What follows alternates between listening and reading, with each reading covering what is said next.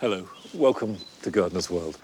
Well, the winter madness of the weather seems to have gone, and what's left behind is a slightly dazed garden, but nevertheless one that is firmly in spring. And we must get on with our spring jobs. And this is one of my favourite. It's pruning back the pleach limes. And the reason I'm pruning it back is to get back to the bare structure of the pleach branches. In this case, it's to create a cube, but I've also got them lining the cottage garden. And by pruning them now, that will invigorate the plant to throw up new stems, which will provide a canopy and also give really good colour next winter. If you look at these branches here, you can see this is Tilia platyphilus rubra. And the rubra refers to these lovely red bark on the stems, and that gives good, strong winter colour. Now, although the limes are really important at Longmeadow, because we've got quite a lot of them, you can actually apply this pruning to a number of different plants, like willow, like dogwood. But if you prune them back hard now, they will respond by throwing up vigorous new shoots across summer, and then next winter, those shoots will be really decorative. Now, we've got lots going on today's programme, because not only am I cutting back, but I'm also planting. I've got a tree to plant, which is always a big moment in any garden.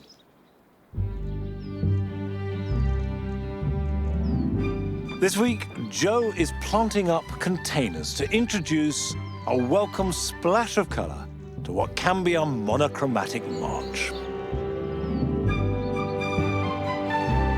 And Carol is visiting a magnificent garden in North Wales to celebrate some extraordinary seasonal planting.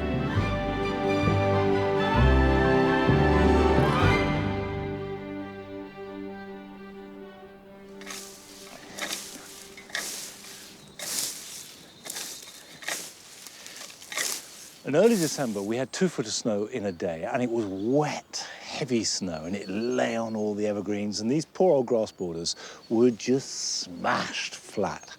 Normally, in December and even January, they're the best thing in the garden. Not this year. Anyway, it's time to clear them up and clear away all the old growth, ready for the new growth to come through.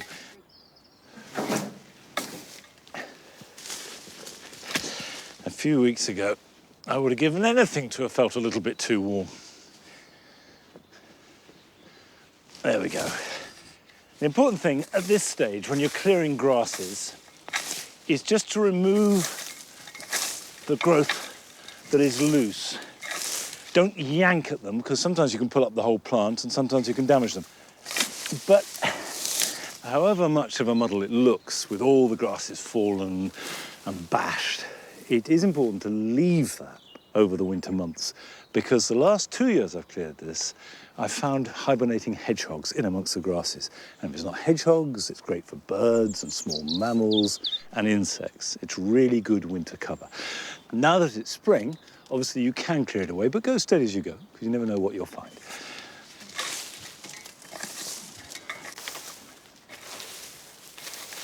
Can you see how the new grass is beginning to appear? And I'll cut that, I won't pull. And what I want to avoid is cutting any of that back, because it grows from the base. So if you cut the top off, it looks artificially trimmed, and we want to keep nice form as it grows up. We can come back to that to tidy up, but that's starting to see next year's shoots. This is a miscanthus sacciflorus, and it is really dramatic and tall. So it's good for small gardens if you want drama in a limited space. But it needs cutting back, and this is a seccator's job, because these are almost like bamboos, they're so thick.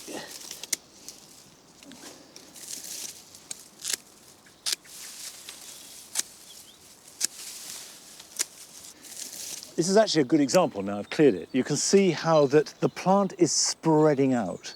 The growth is all around the outside, and the middle is empty. And that's how it spreads. It spreads out as a ring. So what I could do is cut that in half and replant the other half, and that will invigorate it. But not now. This is not the time to do it. It's fine for most herbaceous plants, but grasses that are transplanted into cold soil really run a high risk of dying. So wait till you see new fresh growth, which here at Longmeadow will be well into May, and that is the time to move it. You only should cut back deciduous grasses. Now, most grasses are deciduous, so that in itself is not a hugely difficult thing, but some really good ones are evergreen. And this is a pheasant grass. And you can see there's plenty of green in there, although quite a lot of brown too. And that's pretty common. Some plants, as they get older, get browner and browner. And the way to deal with these is completely different. Don't cut them back, but using your fingers, and you may want to use gloves for this, just comb through them like that, pulling out any dead material that wants to come. And the living green will stay put. And you just comb them out. It's a bit like brushing Nigel.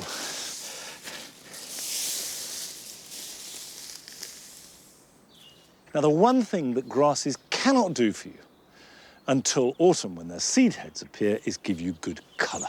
And all of us crave colour in spring. Now, it doesn't matter how small your garden is, or even actually if you've got no garden at all, you can have spring colour. And Joe shows us how.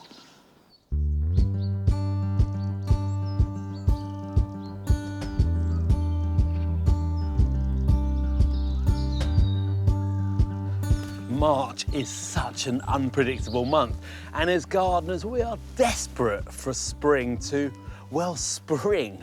And apart from a few evergreen shrubs, the garden is dominated by bare soil and twigs. So what it really needs is a shot of colour to help segue the garden from winter into spring proper, cheat the seasons a little bit, and all you need is a pot and some creative planting.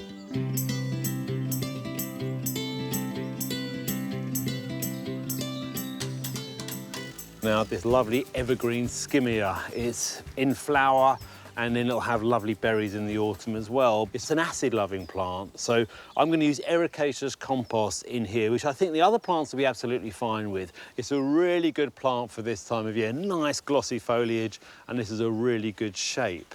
Now, when you think about placing of it, you know, are you going to put it in the middle? Is this pot going to be walked around and seen from every angle, or is it just going to be seen from one side? And I'm thinking of placing this up against the wall, so it'll be placed towards the back and the other plants will fill in front of it. So I'm just going to turn it upside down, give it a good tap, and there you go. So that's going to sit at the back. In fact, do check, because a lot of plants have one good face, and make sure you've got the good face. This is a combination of gardening and flower arranging, really. Now, the next plant is, well, it's another shrubby plant. It's a euphorbia. And this one, Martinii, has lovely sort of ladybird red flowers right in the middle of those bracts, and that'll pick up nicely on the purple stems of the skimmia here. And it's quite a small plant at the moment, which is nice, because it's also got a small pot. And just slightly at a sort of rakish angle. Now, I wanted something with a very different form to help break up the edges of the pot, so I went for this lovely lime green Carex. It has some flowers on it just coming through at the moment. They're almost black. It's as if sort of someone's gone along with a paintbrush and just added in a little bit of detail, gives it nice definition. Now, for the colour, and to really sort of add the icing on the cake, I've got these polyanthus. You can get them in all sorts of colours, really garish colours. If that's your sort of thing, then go for it. I picked just two. I went for this lovely velvety red, which has a yellow centre, and then this butter yellow one. And I've got some in flower, some in bud, so they're going to keep flowering for many weeks to come. And you just pop those into a gap where you think they're going to look good. They sort of add that mid-level to the planting. And on the lower level, I've gone for a variegated ivy to trail over the edges, which draws the eyes down the pot nicely and adds another layer of interest to the design. Well, I'm pretty pleased. I think the combination of plants go together nicely. There's good textures and there's plenty of colour still to come. It's got a certain energy about it, which is just what we need at this time of year.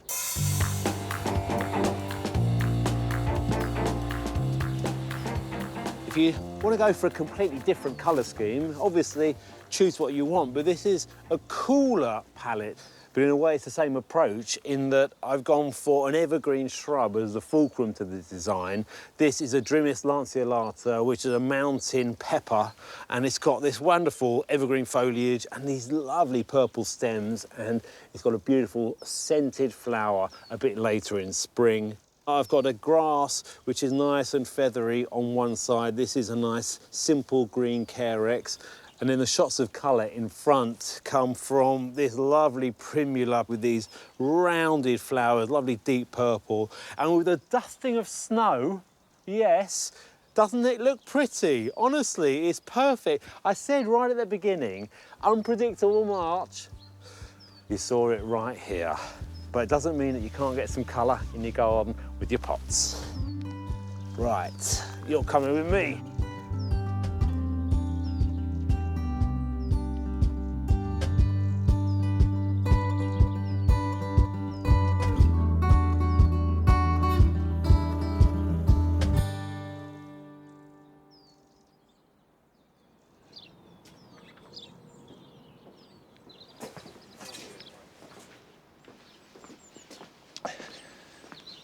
Well, I love containers, and we use them all year round at Longmeadow. But in spring, there is one tip that always works, and that's to condense them. Get all your pots and put them into one place. Whereas if you spread them out around the garden, they do tend to get lost in the brownness of March.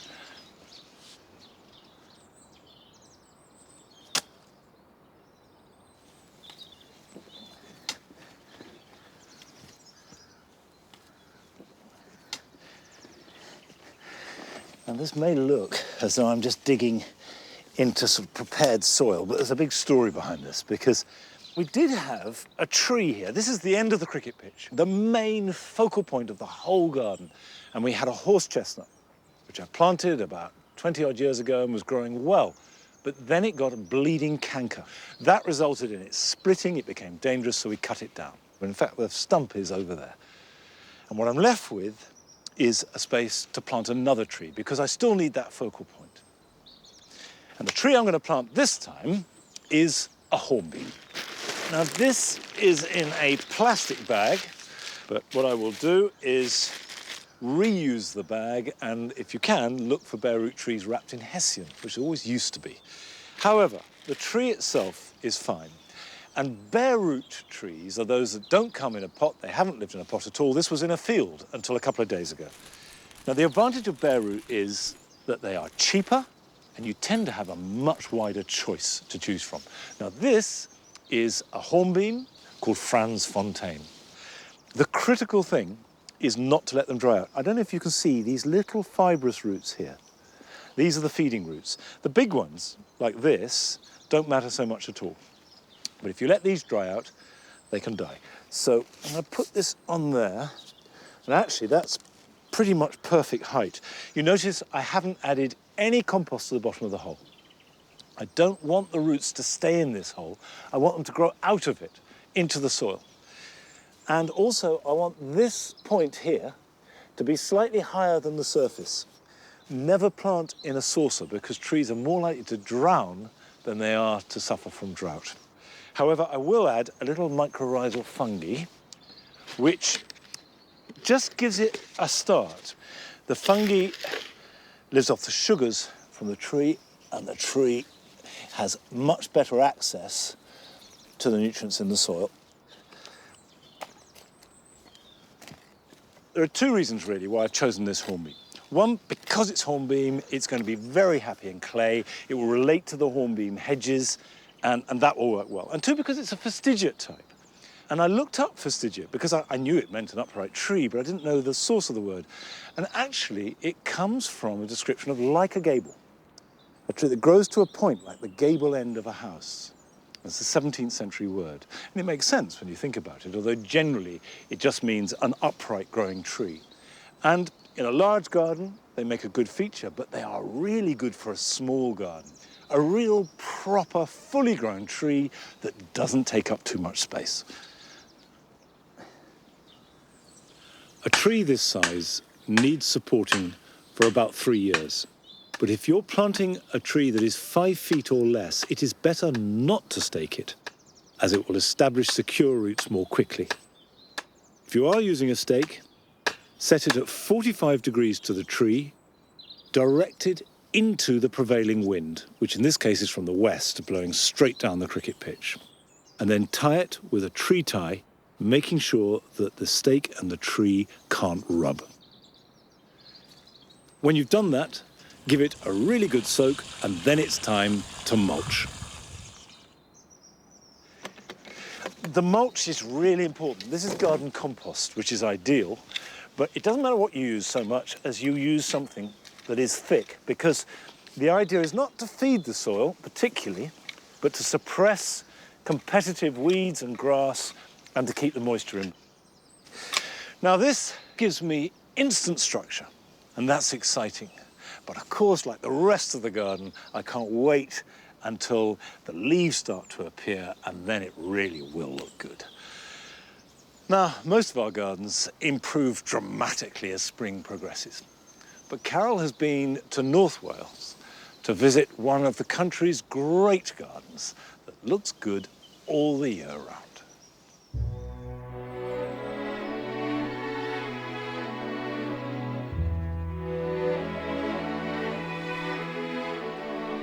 In the early part of the year, some people feel that they've just got to put up with a dismal, gloomy garden. But here at Bodnant in the winter garden, they demonstrate just what a magical season this can be, with colour, shape, structure, and from time to time wafts of the most delicious perfumes.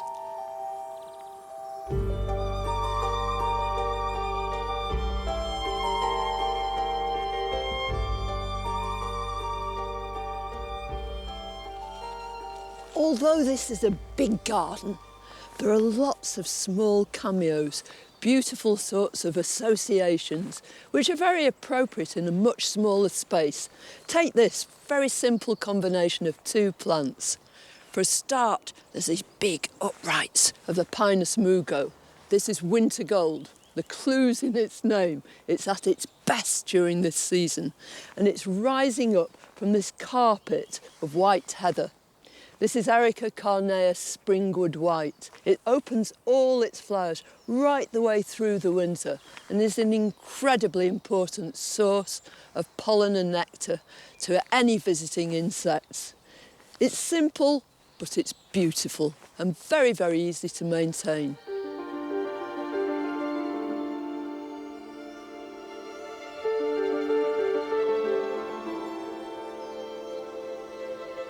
Here, the combination is all about structure and texture. In the background, we've got these great columns, evergreen conifers. And here, springing out of these acers, it's Acer conspicuum phoenix. It's rising again. And at my feet, the most glorious repetition of colour, from hellebores right through to this little leucotho. It's called curly red.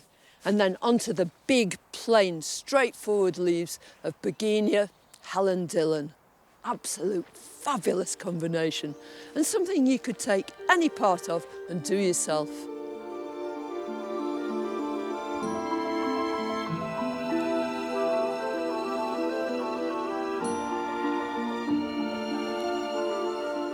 This garden is packed with all sorts of rarities and treasures, but also there are plants that we're all used to seeing. Take this one, Euonymus fortunii, silver queen. You see it in almost every sort of municipal planting scheme, which proves it's a really straightforward plant to grow. But at this time of year, it's lifted to a whole different level by having these stems of this gorgeous cornus, Flavarymea, just springing out through the top of it. It brings the whole thing to life. And there are all manner of these different coloured cornus. There's one black one here, which is called Kysselringii, and then there's Cornus alba sibirica with bright red stems, and midwinter fire that's pale and orange. And in every case, you can find great plants to associate them with.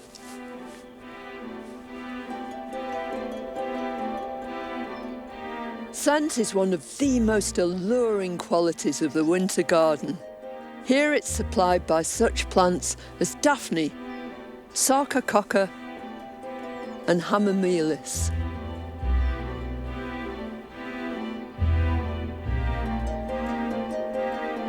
But within the rest of the 80 acres, there are so many wonderful things, including some beautiful standalone specimens, like this beautiful Arbutus andrachnoides. It's a delight, and its peeling bark has been rubbed by countless hands, so it's developed this fine polish. It's truly sculptural. And on the walls around about are all sorts of painterly touches. Ribes laurifolium has to be one of the most beautiful things you could ever meet in the middle of winter. It's totally exquisite.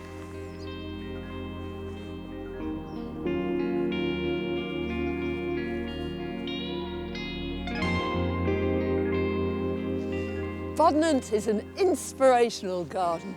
It's packed with creative ideas and exciting plant combinations. And if your garden isn't looking quite as bright, now's the time to plan for next winter. All you need is a few simple ideas. Incorporate a dwarf conifer with a good shape, or perhaps a shrub with highly coloured branches. Surround them by evergreen ground cover and a big sprinkling of winter flowers and perhaps some early spring bulbs. That way you'll ensure that your winter garden is superb and a fitting prelude for the season to come.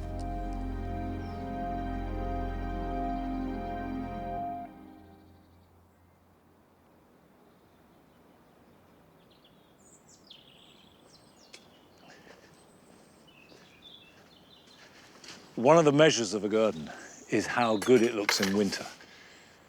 And Bodnant certainly looks good. I actually haven't been for about 10 years or more, and it's high time I made a return visit. I last went in late spring, it was glorious, but having seen that, any time of year is going to be good.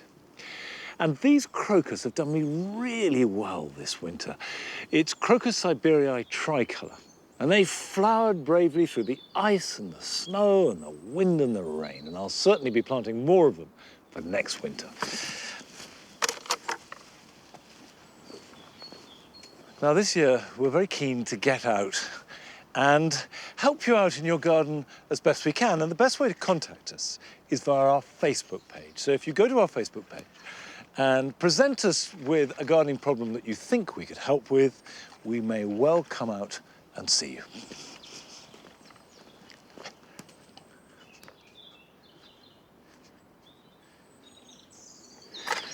Last spring, I made this new soft fruit garden and planted blackcurrants, red currants, cordon apples and pears and gooseberries, and I wanted to plant raspberries. But by the time I got round to it, it was too late, so I've had to wait almost 12 months to complete the planting. Now, I do think that raspberries are a fruit that should be the top of everyone's list. They are absolutely delicious. Now, what raspberries like is a cool, damp summer and a cool, mild winter. They don't like being too dry, and they certainly don't like sitting in cold, wet soil. So I've added some compost. This will lighten it up as well as feed it. It is important to make sure you've got good drainage. So if it's really heavy clay, it's probably worth investing in a bit of grit, which will lighten it up, because these are long-lived plants. They will live for at least 10 years. Now, what I've got here is some bare root. They're all the same variety. It's Glen Ample, and it will produce its fruit from the middle of June to early August. And when you're looking at buying canes, go for something with pencil-thick canes already, and you'll see the new shoots, which are appearing here, will carry next year's fruit. So summer fruiting raspberries produce shoots one year and fruit the next. Now, I can space these out about 2 foot apart, which is about 60 centimetres in new money. And I don't want to put them in the ground too deep. So the point where the buds come from, that wants to be just about at soil level. The roots are fairly shallow. The woody root is not really important. What matters are these fibrous roots, which will become a mat as the plant grows. And actually that's going to influence how you weed them, because it means you can't hoe around them, you can't fork, but what you can do is mulch them really thickly. That will keep the weeds down and also keep those roots nice and cool, which is what they like. Once you've got them in the ground, tie the canes to the bottom wire, and this will stop them rocking in the wind and damaging the roots. Then give them a good soak. Now, once you've watered them, the next stage, and this is important, is to mulch them. And don't just use any old mulch. This is our Christmas tree, put through the shredder. But what's marvellous about this is it's ericaceous, and that's what raspberries like. And that will keep them weed-free, it will keep the moisture in, and they'll be all the better for it. And basically, the one thing that is really important is do not use mushroom compost on raspberries, because it's alkaline. Now, the one point I would stress that if you're going to plant some raspberries, do it this month. Otherwise, you'll have to wait till next February or March. But here are some jobs that you don't have to wait for, because you can do them this weekend. With any luck, the worst of the wintry weather is now past, but the soil will remain cold for a while yet. However, if you have some cloches, and failing that, fleece, cover an area of ground, and this will gradually warm the soil so that when you're ready to sow or plant out, everything will grow much faster. Buddleias produce their flowers on new shoots, and this means that now they can be pruned hard, right down to the bottom bud if you choose. This will stimulate fresh growth with a good crop of flowers later in the summer. If you want to grow sweet peas from seed, this is something you must get on with now to give the plants a chance to develop. I'm using cardboard tubes filled with Acoya-based compost and putting 2 seeds per tube. Put them somewhere warm to germinate, keep them watered, and then gradually harden them off before planting them out round about the beginning of May.